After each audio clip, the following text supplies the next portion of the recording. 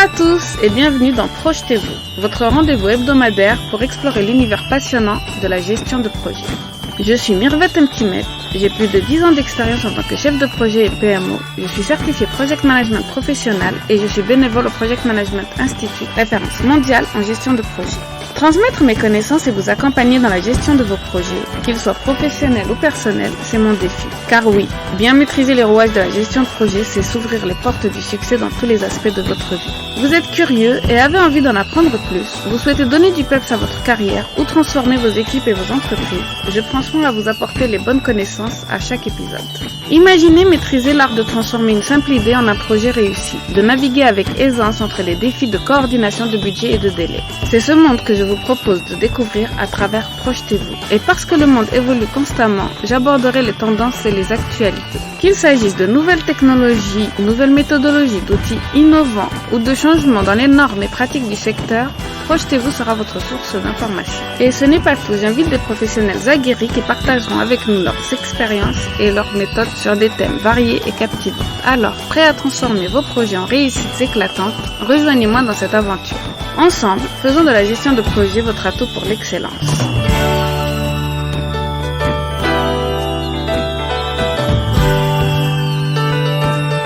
Bonjour à tous et bienvenue dans ce nouvel épisode de Projetez-vous, votre rendez-vous incontournable sur l'univers de la gestion de projet. Je suis Mirvet Mtimet, votre hôte, et aujourd'hui c'est le premier épisode de l'année 2024. Je vous réserve beaucoup d'épisodes cette année encore. Je suis très ravie d'avoir pu vous accompagner la moitié de l'année 2023 et j'ai pu rencontrer des invités incroyables et j'en ai d'autres à vous proposer pour l'année 2024. Aujourd'hui, je voulais aborder dans ce premier épisode de l'année 2024 un sujet qui résonne particulièrement en cette période de l'année, la fixation d'objectifs. Je vais parler des objectifs personnels, professionnels, mais aussi des objectifs d'entreprise. Pour moi, il est indispensable d'avoir des objectifs professionnels, personnels et des objectifs d'entreprise quand on travaille dans une entreprise. Je vais aussi vous introduire le sujet de la méthode des OKR qui peut révolutionner cette démarche et augmenter la probabilité de succès de vos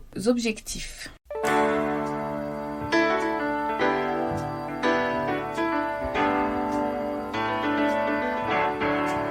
Nous sommes au début de l'année 2024, une année qui s'annonce riche en défis et en opportunités.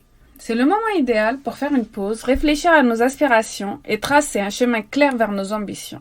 Que vous soyez un chef de projet aguerri, un futur gestionnaire de projet, un directeur de département ou un manager, cet épisode est fait pour vous. Avant de plonger dans le vif du sujet, permettez-moi de vous parler brièvement de la méthode des OKR, Objectifs and Key Results. Je vous en ai parlé dès le début de cet épisode. C'est une méthode qui a révolutionné la manière dont les entreprises et les individus abordent la fixation et le suivi des objectifs. Elle est utilisée pour des géants de la tech comme Google par exemple. Aujourd'hui, nous allons découvrir comment vous pouvez l'appliquer avec un exemple dans une entreprise qui sera sur un thème fondamental de l'année 2024 qui est l'environnement. Mais bien sûr, vous pourrez reprendre cet exemple et l'appliquer soit à vos objectifs personnels, si vous voulez, par exemple, maîtriser la salsa d'ici fin d'année 2024, ou bien encore vos objectifs professionnels individuels, c'est-à-dire si vous voulez passer votre certification PMP à la fin de l'année 2024 et devenir chef de projet ou PMO en 2025, par exemple. Ce n'est pas tout. Dans cet épisode, nous jetterons également un œil sur les tendances en management d'entreprise pour 2024. Quelle sera, d'après vous, la tendance en gestion de projet et en projet en 2024 dans les entreprises? Quelles compétences seront les plus recherchées et comment pouvons-nous nous préparer dès maintenant pour rester à la pointe dans notre domaine? Toutes ces questions et bien d'autres sont abordées dans notre épisode. Alors, que vous soyez en train de préparer votre café en route pour le travail ou bien installé chez vous, je vous invite à vous détendre et réfléchir avec moi à ce que vous prévoyez pour l'année 2024.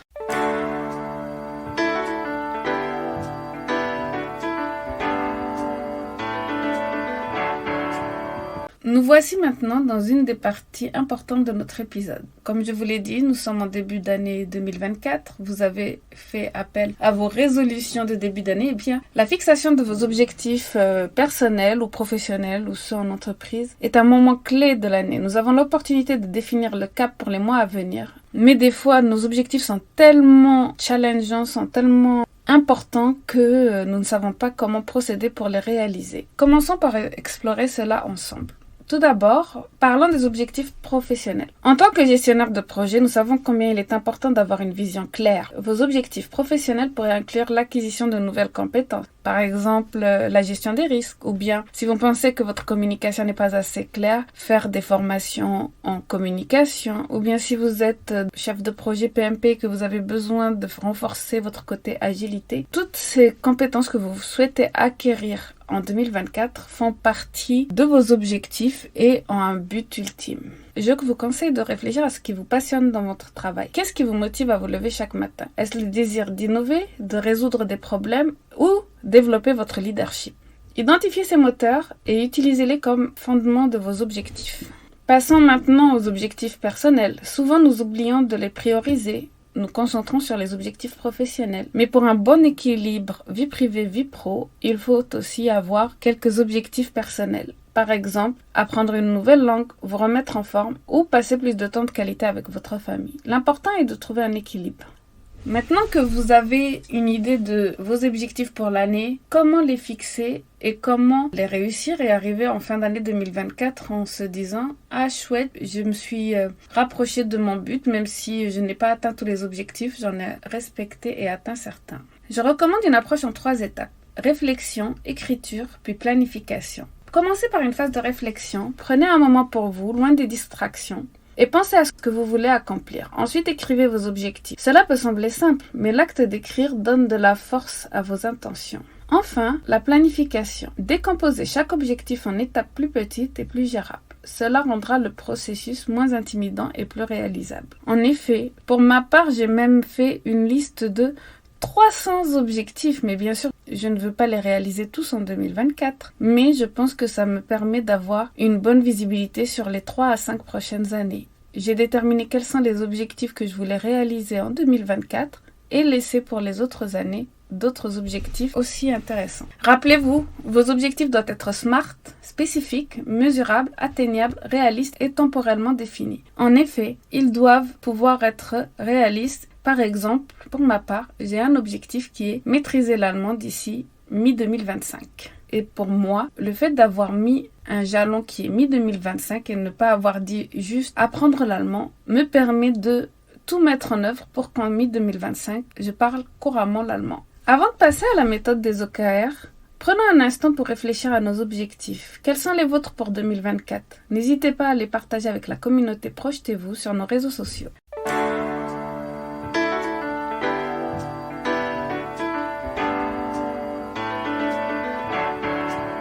Abordons maintenant un aspect crucial de la gestion de projet en entreprise. Je ne peux pas vous parler de déterminer les objectifs sans vous parler de leur contexte en entreprise et de vous parler de la transparence qu'une direction doit avoir envers ses employés pour pouvoir maintenir le cap. En effet, l'utilisation de la méthode des OKR a été inventée pour élaborer et suivre un plan stratégique sur 5 ans. Les OKR ne sont pas seulement un outil pour les objectifs à court terme, ils sont extrêmement efficaces pour piloter une vision à long terme dans un environnement d'entreprise. En effet, comme je vous l'ai dit dans mon cas des 300 objectifs, je souhaite les réaliser dans les 5 prochaines années. Et je vais en choisir certains pour 2024, d'autres en 2025, mais cette liste peut s'adapter et peut se modifier. Dans une entreprise, il faut aussi déterminer les objectifs à 5 ans, bien les établir et aussi bien les communiquer et être transparent sur ces objectifs pour que les employés, à leur propre niveau, quand ils auront les objectifs de début d'année, savent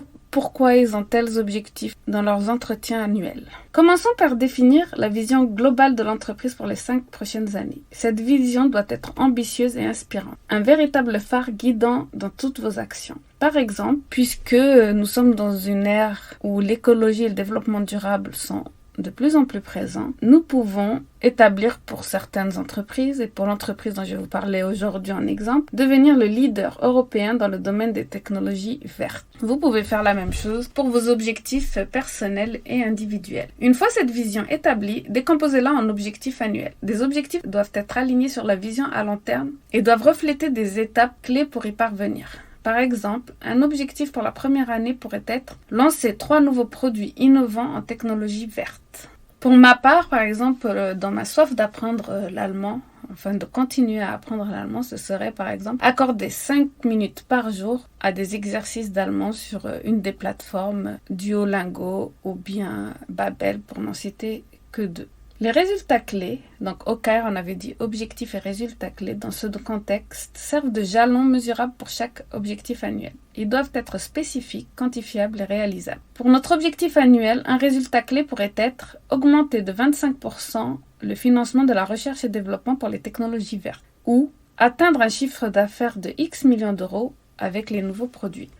L'un des défis des OKR dans un plan à 5 ans est de maintenir l'alignement et la flexibilité. Les objectifs et les résultats clés doivent être régulièrement réévalués et ajustés pour s'adapter aux changements du marché et de l'entreprise. Cela nécessite une communication ouverte et régulière au sein de l'équipe de direction et avec tous les collaborateurs. Impliquer toute l'entreprise dans ce processus est crucial. C'est ce que je vous disais. En fait, il ne faut pas laisser les objectifs et la stratégie à 5 ans de toute l'équipe de direction. Il faut bien sûr la communiquer à tous les employés et la décliner par département, la décliner par collaborateur et par département. Cela nécessite une communication ouverte et régulière. Cela crée aussi un sentiment d'appartenance et assure que tous les efforts sont coordonnés et alignés avec la vision commune. Donc aujourd'hui, dans le management d'aujourd'hui, le manque de transparence est vraiment un fléau et pour que les entreprises avancent, progressent avec leurs collaborateurs, eh bien, il faut vraiment appuyer sur la communication et la transparence. Surtout lorsqu'on établit une stratégie à 5 ans, on doit embarquer nos équipes avec nous. Nous voyons les OKR comme une boussole pour pouvoir atteindre des objectifs ambitieux et transformer une entreprise. Donc je vous ai parlé des OKR et je vous ai parlé aussi du développement durable. L'exemple des OKR était sur l'énergie renouvelable et le développement durable. Je pense que ce sont des thèmes qui vont être vraiment prépondérants dans les projets de 2024 où toutes les entreprises vont devoir entreprendre des projets en développement durable. Et bien cela permet de faire une transition vers la suite où je vous présente les tendances en management d'entreprise pour 2024. Il est essentiel de se pencher sur les tendances émergentes en management d'entreprise. Ces tendances façonnent non seulement la manière dont nous gérons nos projets, mais aussi comment nous interagissons avec nos équipes et nos clients. Voyons ensemble quelles sont les grandes lignes qui se dessinent pour 2024. Premièrement, comme je vous l'ai dit, l'accent sur la durabilité et la responsabilité sociale des entreprises. Les consommateurs et les employés sont de plus en plus conscients de l'impact environnemental et social des entreprises. En 2024, les managers devront intégrer des pratiques durables non seulement dans leurs produits ou services, mais aussi dans leur gestion de projet. Je prévois d'avoir des invités qui sont des professionnels de projets qui sont dans le développement durable, mais aussi dans l'économie sociale et solidaire, l'ESS. Et je pense que ce sont des domaines qui seront très importants à l'avenir.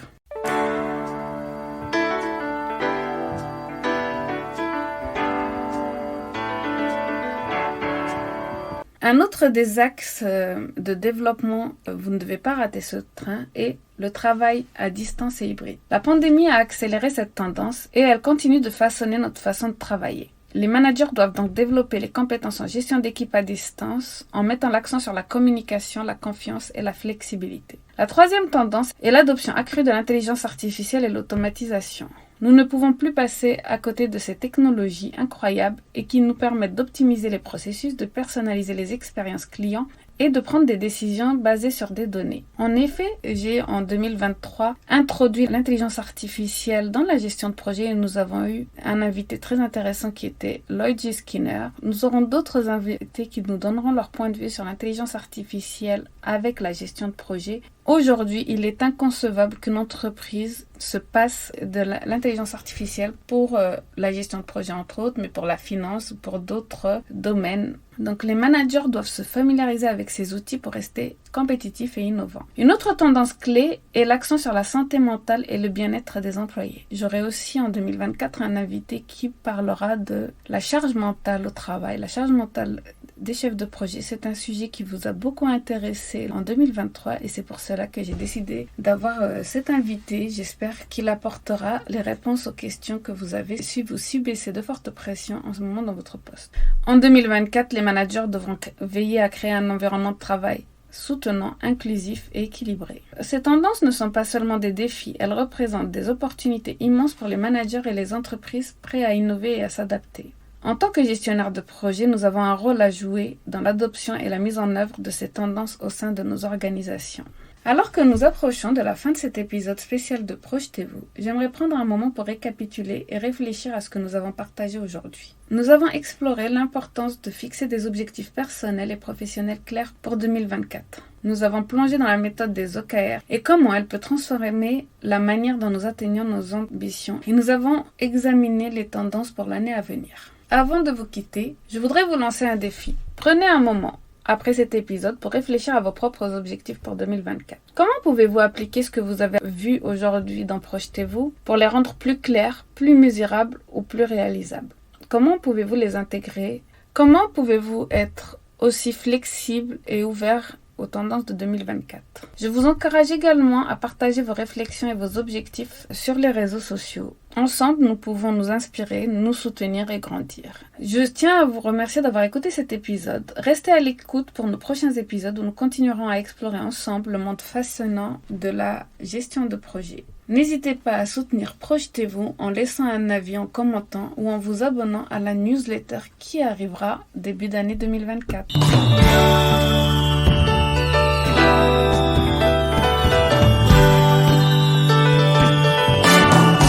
Et voilà, c'est la fin de cet épisode de Projetez-vous, abordant la gestion de projet sans complexe. La gestion de projet, c'est bien plus qu'une série de tâches et de délais. C'est un voyage passionnant vers la réalisation de vos idées les plus audacieuses.